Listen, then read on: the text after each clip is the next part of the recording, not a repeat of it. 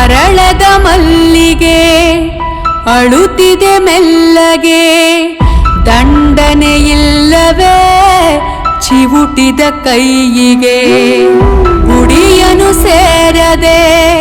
ಪ್ರೀತಿ ಪ್ರೇಮದ ಹೆಸರಿನಲ್ಲಿ ಯುವತಿಯನ್ನು ಬರ್ಬರವಾಗಿ ಹತ್ಯೆ ಮಾಡಿದ ಘಟನೆಯನ್ನು ಕಾಂಗ್ರೆಸ್ ಪಕ್ಷದ ರಾಜ್ಯ ಮಹಿಳಾ ಘಟಕದ ಉಪಾಧ್ಯಕ್ಷರಾದ ಶ್ರೀಮತಿ ಶ್ರೀದೇವಿ ರಾಜಶೇಖರ್ ನಾಯಕ್ ತೀವ್ರವಾಗಿ ಖಂಡಿಸಿದ್ದಾರೆ.